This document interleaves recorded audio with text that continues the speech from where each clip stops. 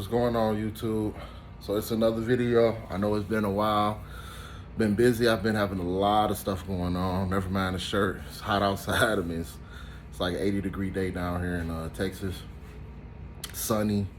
It's beaming. I just got off of work and got home and to my surprise, I got some things waiting on me that I've been waiting on. I know y'all didn't know because I didn't post, but my truck been down. I'm gonna break down later on in the video why it's been down and show you. I wasn't gonna record it because it started off as something minor, but you know, sometimes that minor stuff kind of eats away at you, and it was something that was really bothering me. So I was like, man, I gotta go ahead and get this fixed because I don't want to have to deal with this being a worse problem later. Anytime you see, and that's my advice to anybody, anytime you see a small issue with your vehicle, and like you may see a small coolant leak. It don't even leak all the time, but every now and then you seeing coolant on the ground, which was my issue. So you got to investigate and see what it is before you actually out on the road, or you're an hour away, or you're 2 hours away, or you're something like that, and then it becomes a greater problem. Try to nip it in the bud and solve it while you can, while it's right there in your face. Early, especially I have more than one vehicle, even though I don't like driving my car every day. Is not a daily driver to me. My truck is pretty much my daily driver, but I had no choice at this point, right? So we're gonna go ahead and get to the video. As we start, don't forget to like, share, subscribe, hit the notification bell, and comment on my videos. I respond back to almost every comment in some kind of way that comments to me. I'm gonna get to what the issue was. I already broke it down so I can see what it was. That's how I just work. As soon as I see something, I just try to jump straight at it. So I already tore it down, so I'm not gonna be able to show that part because I didn't record that, but I am gonna record the install. And as we all know, the install really just opposite of the tear down. So I'm gonna flip the camera around and let you guys see what I've been doing to my truck and the issue that I was having. All right, here's my truck. Kind of sucks because like the sun is freaking beaming. We're gonna be beaming right on my back. But as you can see, I took this is where the thermostat goes. I had to take the thermostat housing out the way. This is where the air cleaner goes. I had to take that whole assembly out of the way. As you can see, all of that stuff had to get removed because I really was trying to get to this hose that connects to here. Now this hose is so crazy, and I'm gonna show you what I mean by so crazy, that it connects to a four-way hose. So this hose come off of the thermostat housing, and this thermostat housing is crazy expensive, but it comes off the thermostat housing, it goes down and connects to a four-way hose, like all different sizes. Insane, right? By the design of this, I wouldn't think it's a Ford motor, but it's a Ford motor. But in any case, so I had to take quite a few things out the way to get to that. I pretty much tried to leave all the tools I had. My car been sitting for a week. I think I had this problem last week Friday when I worked, or Thursday. Yeah, because I think I had a 3-day weekend. So yeah, last week Thursday, and today is Thursday. So yeah, my car been down exactly for a week. I thought I could reach it from the bottom, but I couldn't. I had to break it down up top, pull it through the bottom, and disconnect the hose. So I'm gonna have to reconnect the hose back at the bottom, push it up through here, this area, and reconnect it. So let me show you these hoses and why. And I didn't even record other videos. I done had this car for pretty much a year now, and I'm assuming that like probably none of the hoses were replaced, right? Because I started having little problems. First it was this little hose leaking. Now this hose, this was like, it's a specially designed hose, true enough, and I did end up buying it, but I thought, you know, what the heck, I don't have to have that special curves and all that. I still wanted to drive my vehicle, so I just grabbed some good thick hose from like AutoZone, and as you can see, it connects to that, which is a two-way. I just ran a hose and connected it, which was way cheaper. I said later on down the line, I'll go ahead and get it replaced. You can see this hose probably starting to have a little welt in it also. What you want to feel for when you checking hoses actually is soft spots. Like if you got your hose is hard here, then all of a sudden it's real soft here, kind of like this hose is, and it's bulking up. I know it's kind of hard to see, like a little lump, or it's starting to look a little swollen. That lets you know the inside of the hose is deteriorating. which is a common problem for any auto manufacturer or any hose on any vehicle. That's just, hoses get old, right? Inside deteriorate when you got coolant running through them for miles and miles and miles and miles and miles. I also replaced, this was the first hose I replaced. I replaced this hose. I ain't gonna move the cover, but I replaced this hose too. I'm leaning on a car and it's still draining out. I replaced this hose too. And you can see this hose here. Now I looked up at AutoZone and just took the hose up there, and they had a hose that was close to it. And so sometimes you can get lucky like that. I had to cut it a little bit, but it was pretty much the same hose, and I hose clamped that up. So that's 3 hoses, I wanna say, within the last month that went out on me. So I'm getting off work one day. What do I see on the ground? A little bit of coolant. And I'm like, shit, it's crazy because I see it at work, but then I come home and I'm looking for it. I never saw it. So I'm like, I didn't know what that was about. But one day I came home, well, I woke up that Friday morning, and lo and behold, this coolant leaking. It was leaking all right here. I saw it in my Ring backyard camera. Coolant was everywhere, just seeping out the garage, right? So I'm like, I gotta tackle this problem. I jumped straight up and tackled it. Now on to why it took a week. Of course, this is, since I had to take, well, I didn't have to take, this is the hose that was the actual problem. It was leaking like up in this area, which I probably could have if I wanted to cut it, pull it tighter, you know, the shit to keep it rolling. But I had an extra vehicle, and I like all my stuff fixed right. I got all of these parts from Atlantic British, and wow, you can see it say made in Poland. I got it from Atlantic British. Here's the part number. Is that the part number? No, I think really the part number start with that PCH. So you can forget you don't need to put it in the 28, just the PCH. This is really just like a heater hose. But like I say, this hose connects to a 4-way. But this is the actual hose that connects to the bottom of the thermostat housing. And that's what it looks like. So I had to buy that. This is the main hose I had to replace, right? It was just a small little drip leak, but who want their car dripping all the time, right? Especially it's gonna be summertime hot all the time. Now in the process of taking that hose loose, here's the other part number. Let me flatten it out. See that? This is the other part number. In the process of taking that loose, this hose I saw had some soft spots. And as you can see, this connects to like a T, and this connects to another piece of the vehicle. This actually connects to the, is it the trans cooler? That piece right there connects to this. That right there, that's what that piece connects to. The other part comes up and the other part goes down to the hoses that the other part of the 4-way that this connects to. The other part of it connects to this here. See that? The top of the thermostat. So one of that hose connect up here. It connects to this snap on, and then it goes down and connect to the 4-way. The same piece that bigger hose I showed you. And this hose so big, you would think it's a radiator hose, but it's not. It's just a heater hose. And look, this hose connect to a 4-way, and the size shrink down to that size. It's crazy. Now, this is my actual radiator hose. Let me show you the part here. This is considered the lower radiator hose or the upper. I forget which one. I think it might be the upper because it's connected. This is the actual one that actually connects to the thermostat housing. I just figured I'm replacing all of this. I had to take this part of it off anyway. Why not replace this, right? But you can see it's still on the vehicle because I did not take it off. It's actually hanging right here.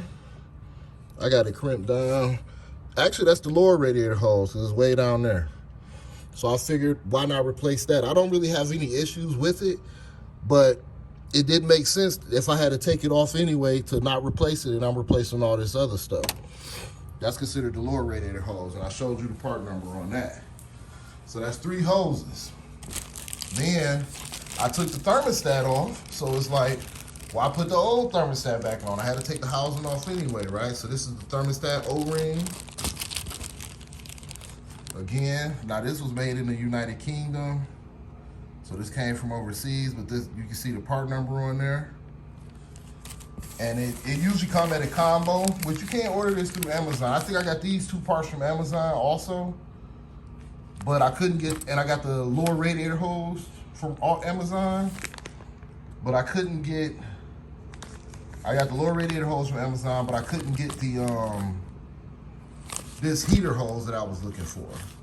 So I had to order that directly, but who knows, all of them probably came from Atlantic British, but they all coming from overseas.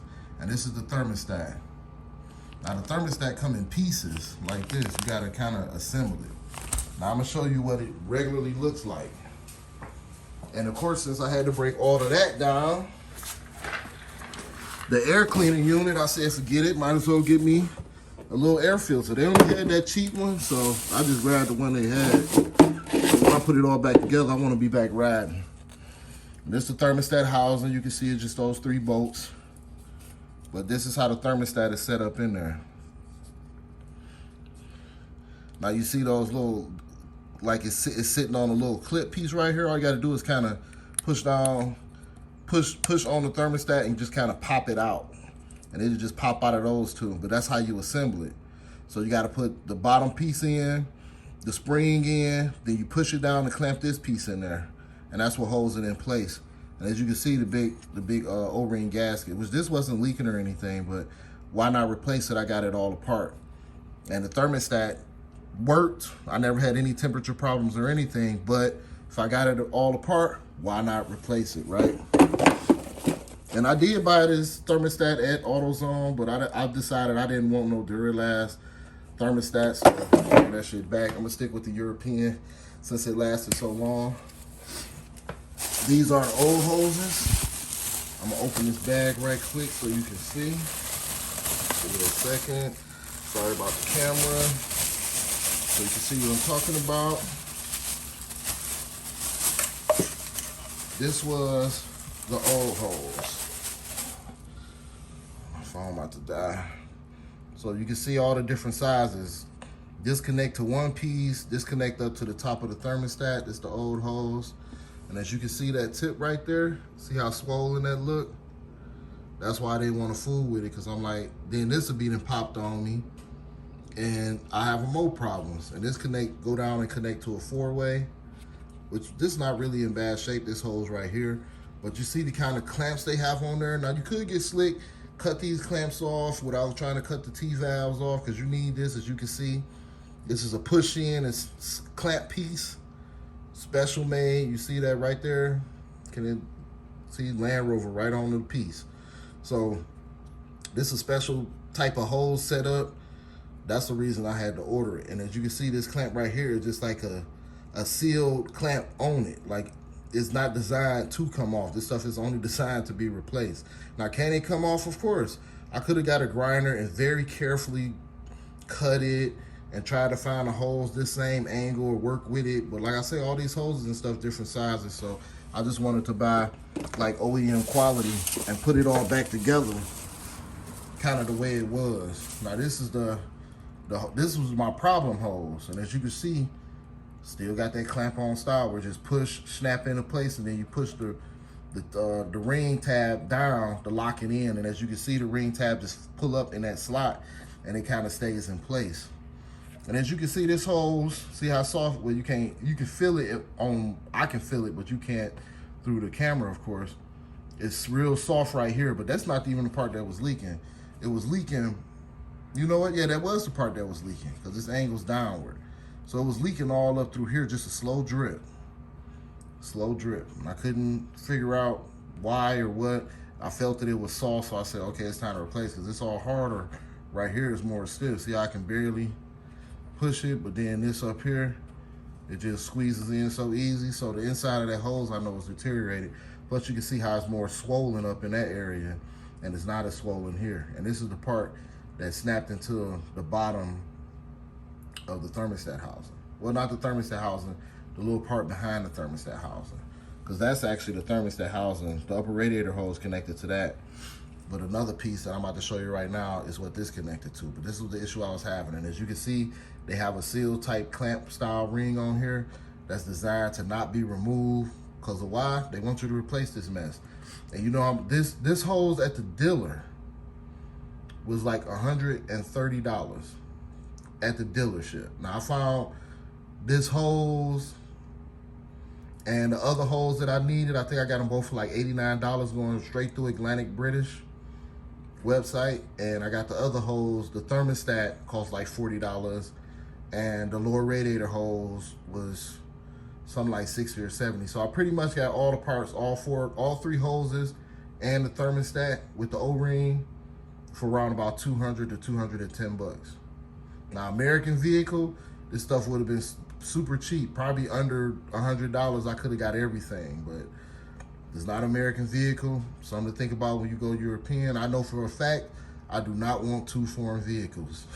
And I'm saving a lot of money doing the work myself. If I went to a shop, or you take it to a shop, I can guarantee they would have wanted $250 to $300 labor. You'd have been out about $600 just replacing some hoses. It's crazy. But I'm gonna show you what the other part of that hose connect to before my battery die. I'm gonna start assembling this stuff, and I'm just gonna show you how it is fully assembled, because it's not nothing difficult that have to be shown step by step, right? See how the thermostat connects here? The 3 bolts, the housing with the new O-ring I'm gonna put on there. I don't have to use no gasket sealer. It should seat in place. If it moves, if the thermostat O-ring don't hold in place, just put a small bead of gasket sealer around it just to hold it in place. That's a tech tip right there. But the upper radiator, the lower radiator hose connects to that, which I'm gonna replace the lower radiator hose. It's gonna be a little challenge getting that clip out, but once I get the clip out, as you can see it down there, once I get that clip from out of that, I could just snap it on, pop the clip in place, and that's on, and I can connect it to here. But to get to this, that's where that hose snap in at and clamp on. So to get to that, as you can see, it got a little lip right there. Can you see that? Yeah, it's got a little lip right there. That's what the ring kind of slides in there, and that's all that holds it in place. It's crazy, but that's what holds it in place. But to get to that, I had to take the whole thermostat housing off. So it wasn't nothing difficult. As you can see, basic tools.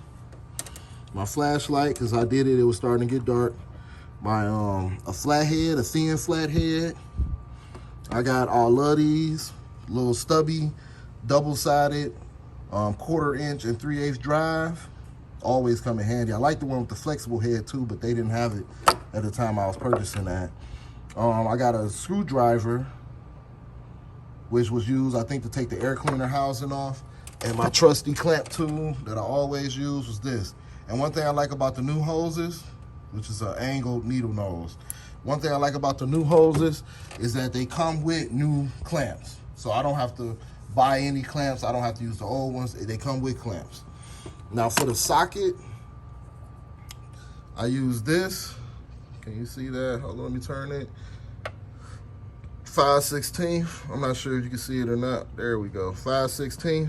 That's the only socket you need. So them basic tools to break all of this little stuff down. And it's not a lot. It's not complicated or anything. As you tearing it down, take your time and you will see. I wish I could have showed the teardown video, but like I say, my phone about to die, so I'm not gonna be able to record everything, and I need to put this back together because I want to drive it tomorrow because it's gonna be raining. I've been having plenty of fun driving that. You see the new wheels on there. I got it beamed up from a car wash. Been riding drop top for the last week pretty much. And it's crazy because it's been 70s and 80s this week, and now the weather about to change back to 50s and 60s. Even though I can still ride the drop in that, but it's time to jump back in the truck for all this rain. So that's what I'm going to do. First thing I'm going to do is connect this hose to the 4-way. Connect all of them hoses down there. Run them how they go. After that, you put on the thermostat housing. Bolt it down. Make sure it's snug, not too tight. Then you connect the lower hose to that. I'm already had a lower bottom hose part of it connected. Then I'm gonna connect that. Then all the hoses are connected. From there, just a matter of putting together the air cleaner housing, and that's it. Plugging everything back in. You can see this plug. That's 1. That's 2. That's 3. 3 plugs, and this is 4. So you got 4 plugs to plug in, and that's it. It's a real basic job. Should take nothing but 30 minutes to 45 minutes. for a skilled professional to do it. And that's with you having all the parts and all the tools you need, which I showed you the tools, I showed you the parts. Let me get on the ground and show you this last piece. And then I can go ahead and get started. I've already wasted 20 minutes, even though I don't mind because the sun's going down. You can see that bug right there. I put that Spectracide down. It's killing them bugs. It's a big nasty bug too. Look at that. I don't even want to look at it too long. Scary looking, ain't it? Texas bugs for you. I did a video on that. But use that Spectracide if you got your own crib. Spray that stuff down in the yard and help kill all the mosquitoes. Okay. It's a little crooked. Let me try to bring it out to the light. I don't want to lose. But you see that 4-way? That's what them other 2 hoses connect to. So as you can tell, that bigger hose connects to that bigger tube, and that smaller hose connects to the smaller tube. So I'm gonna connect the 2 hoses down here, then I'm gonna pull all of this whole assembly back up the way it was. None of these hoses felt, they still feel hard. None of them really felt too soft. So I'm just gonna roll with these hoses and hope I don't have to replace them no time soon, or I'm gonna be very upset with myself. But this is the 4-way connector that I was talking about. And that's what I'm saying, it's hard to buy aftermarket hoses and just try to assemble everything and everything be fitting the way it's supposed to in the right size, because you got all these 4 hoses connected together. It's hard to even find a 4-way connector that like this with all these different size hoses on it. So it's just stuff to watch out for. But that's what I'm about to go ahead and do, and that's all you got to do. Like I say, disconnect everything from up top, pull it all down so it's easy to get to. You get to it right here, be done with it. All right, make it up. Look at that bug one more time. Crazy looking bug. All right, so I gave y'all the breakdown of what I'm about to do. I'm about to start with taking that lower radiator hose off, because I'm going to replace it. Like I said, I like that these come all the clamps. I showed you all the part numbers. This is everything you would need to replace your thermostat, one of your heater hoses, another heater hose that connect to the 4-way, and your lower radiator hose. Also, might as well replace your air cleaner too. I got 1.5 bottles of antifreeze. I may have to get more, I'm not sure. The old antifreeze, I'm just gonna put back in the bottle, take it up to AutoZone and dispose of it. And that's pretty much the end of this video. Well, not the end. At the very end, I'm gonna show you with it all back together and step by step what I did. But like I said, this is real basic stuff. It's nothing difficult. You can do it yourself in a minute. All right. The tool that I used was my favorite tool for using clamps and all of that kind of stuff, was this one. You open this up and you push down the sides of the tab of the thermostat, and you kind of just squeeze, push it hard as you can until it, and then you can twist it a little bit to catch the ends. Once you catch the ends a little bit, they gotta be perfectly level when you're catching them ends though, and you turning it, and then you can finish turning it a little bit more to lock it in place, and you can put your palm pressure or the weight of your body pressure on it to do it. You can see the whole top is back complete. It was just this plug here, it was this, and like I said, the plug that was kind of, this is my light, that plug right there. This is how it looked. I had to put that clamp hole piece on. This is one of the new hoses. See that clamp there? It didn't. That's the only clamp it didn't come with, was that one.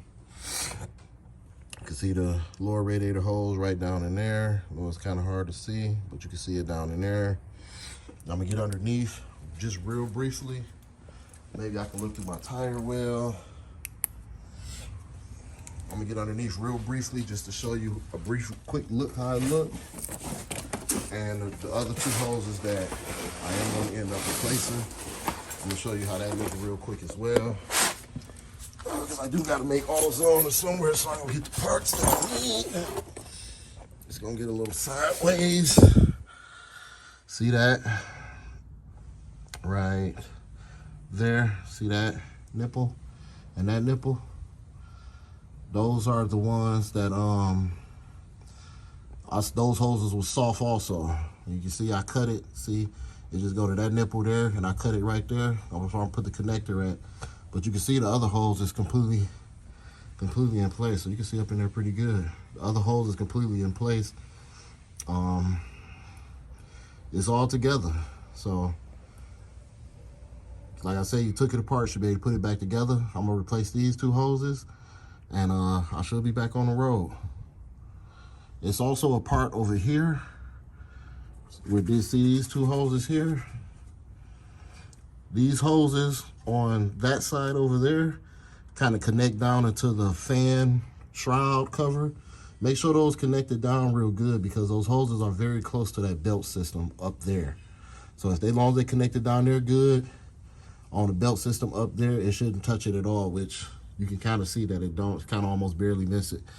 Now that nipple right there that I just took off, that's part of the connection that I just put back, the little 4-way connector. So if I'd have known before I put it all the way up in there, I would have just did it here, but I can still get to it through the rear well on this side. So it didn't turn out too bad. But in any case, that's the end of the video. Peace. All right, this is the end to the video that I was making about me changing those hoses out. I mean, it's been, man, a process. I never would have imagined it was such a challenge to bleed the system on here. Like, it's been a real challenge trying to bleed this system. But after some deep investigating and me doing my homework and trying a few different things, because I drove it, it didn't run hot, but it started getting all the way high. I let it cool off, ran it again, let it cool off, ran it again.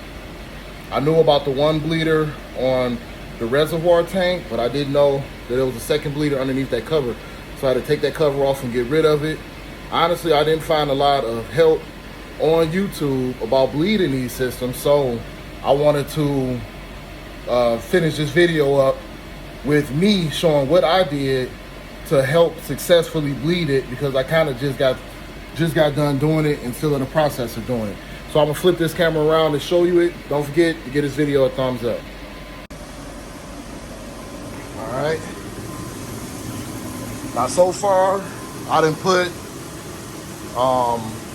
a bottle and a half, and that's about another half, so maybe a total of 2 bottles.